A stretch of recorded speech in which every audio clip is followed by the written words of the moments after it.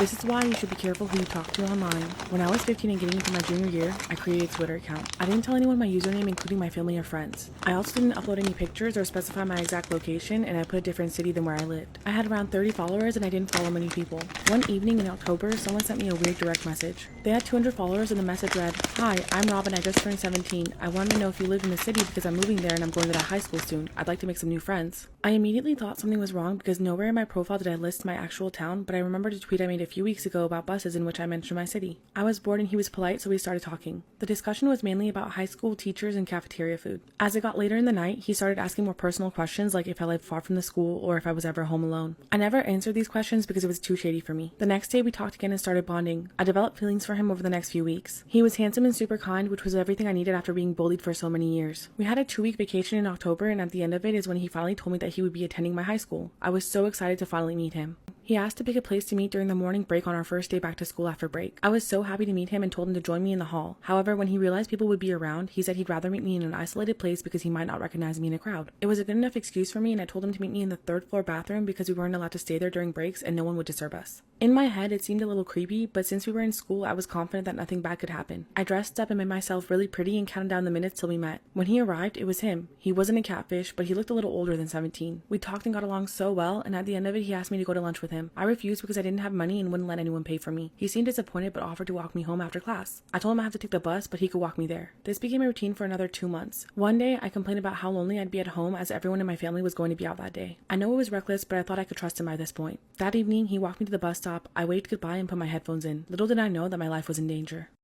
When I got off, I had a weird gut feeling that someone was watching me. Since it was December, it was already dark by the time that I had gotten off the bus. I paused my music but kept my earphones in not to draw suspicion. It was silent in my suburban neighborhood, especially at night. That's when I heard footsteps behind me. I knew someone was following me. As quietly as possible, I reached for my keys in my pocket. As soon as I pulled them out, I ran. It was the best and fastest sprint of my life. I somehow managed to open and close the door before he could reach me. I deactivated the alarm and looked through the glass panel on the door. It wasn't a peephole but a whole window, so if someone wanted to see inside the house, they could. Standing there looking at me with the creepiest face was Rob. He followed me home, probably with a car, and I was paralyzed. We stared at each other for a minute before I ran to the kitchen to grab a knife. When I got back to the door, he was still there and started banging. I feared the glass would break, but it didn't. After 5 minutes, he stopped and went around the house banging on every shutter until he came back to the door. He looked angry when my neighbor's car pulled in and he ran off, probably thinking it was my family. After this, he harassed me online, which finally made me delete my Twitter. No one even knew or heard of him, which is probably why he looked older. I never heard of him again, but I still wonder what could have happened that night. This is why you should think twice about letting kids stay home alone.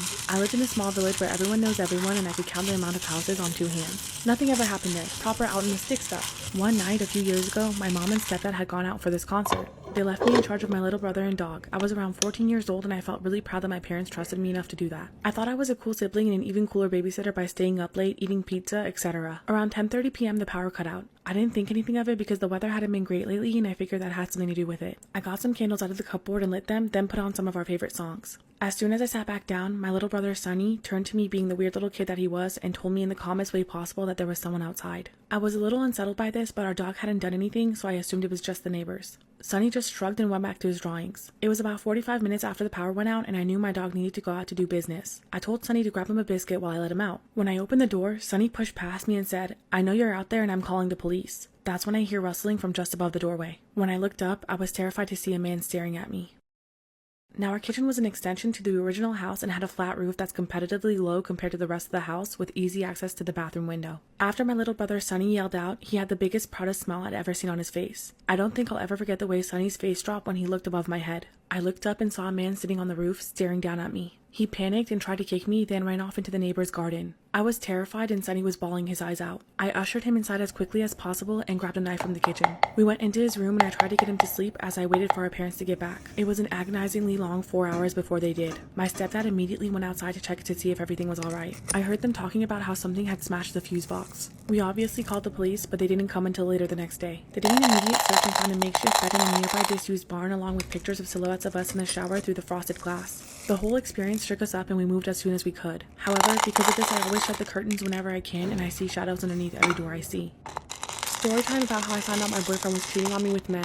A few years back, I was dating a guy who was 10 years older than me. I was in college and he was working as a paramedic in a big city and a volunteer firefighter for his hometown. He had been open and honest about his past with me about fooling around with a few guys. I was accepting of it and never thought much of it because we had what I thought an honest relationship. About a year into our relationship, I was at his house one day hanging out with him when he had gotten a phone call about an event for his fire department that he'd forgotten about. He quickly put on his formal uniform, kissed me goodbye, and rushed out of the door. He said it would only be around an hour or so I decided to stay at his house and wait for him. It was normal for him to leave randomly to respond to fire calls for his local fire department. I started doing my school paper on my iPad and decided to switch over to his laptop to do the rest because it was easier. I didn't plan on snooping, but he had left his Facebook open and I kept hearing a notification that someone was messaging him. I went to close out the Facebook and realized it was someone I had never heard of before. I saw an alarming message about a BJ from this guy. At this point, I couldn't help myself and I needed to know more, so I started reading the chat between them. It only got worse from here.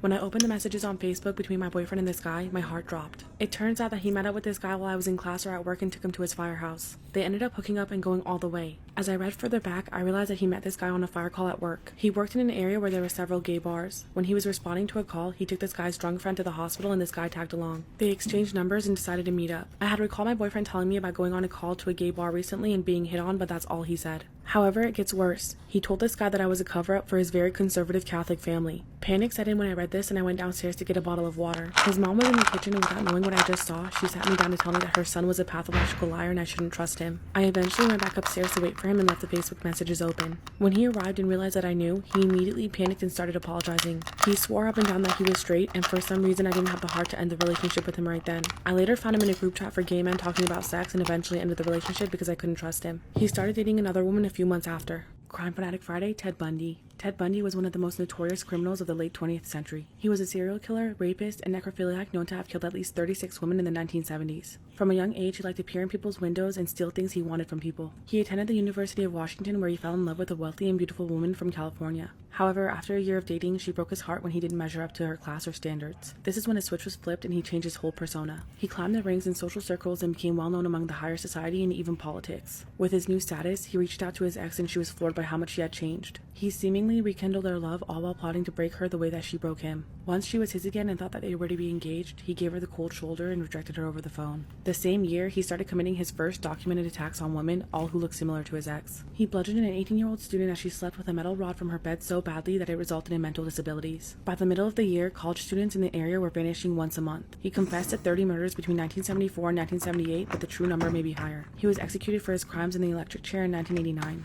My friend and I were driving from Philly to Miami Beach when our car's block cracked down in North Carolina. It was around 1975 and I thought it would be an adventure to hitchhike the rest of the way. We got a ride from a guy in a station wagon to the border of South Carolina and parted ways. That's when a guy who was a spitting image of Ted Bundy stopped and asked us where we were going. When I said Miami, he asked what street. We were overjoyed this youngish guy was willing to take us straight to my mother's house in Bay Harbor. This was around the time that Bundy had his prison break in Colorado and was supposed to have moved to Florida. After we got in the car, he offered us a J. He didn't want any, but told us we should toke up. Well, whatever was in that J was powerful enough to almost paralyze both of us. That's when he started playing with buttons on the radio and compulsively switching stations. I began feeling paranoid because I could sense a weird aura from this guy. He stopped at a rest stop and disappeared for an hour. When he got back, he said we had a detour to his bank and started taking us through miles of small roads in Georgia. He stopped at a single building like an abandoned tavern. He got out and went behind this building. He came back and drove around for hours until we got to Jacksonville. That's when he dropped us off by a mall and told us there was a change of plans. Looking back on it now, I'm almost certain it was him.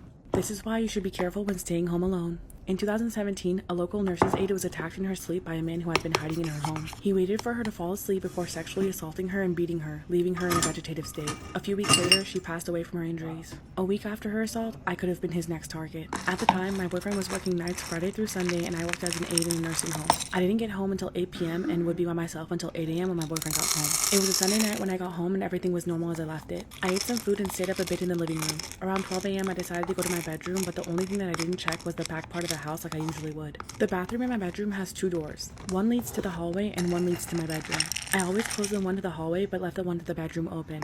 Around 1:30 in the morning, I was watching TV in bed when I heard footsteps coming from the back hallway. I initially thought it was the TV and just brushed it off. Then I heard the footsteps coming closer. I got out of bed and went towards the bathroom to inspect the noise when the door to the hallway suddenly swung open, almost hitting me in the face. This is when panic set in. When the door swung open, I immediately punched it out of pure physical instinct. The door slammed shut again. At this point, I knew someone was in the house with me. I ran to my bed and was so panicked that I grabbed my phone and called the first person in my recent calls list. It was my boyfriend's mother. I shakingly told her what was going on and she quickly called the police for me while staying on the line. A couple minutes went by when the footsteps approached my bedroom door again and I could almost sense their hand on the doorknob. Suddenly, the police knocked on my window and the front door. Then I heard footsteps running and the back door slam. Luckily, I lived close by to the station and there was already a unit nearby, so they got there within a couple minutes. When the police did their investigations, they found that the back door's lock had been picked. The lock on that door was actually meant for an interior lock that the previous owners had installed in order to get inside in cases of emergencies. They said that this person had been waiting in the back bedroom and waited for me to go to sleep before making their move. They also said they were almost certain that it was related to the nurse's aide who was attacked a week prior. This person watched my routine and knew that I would be home alone.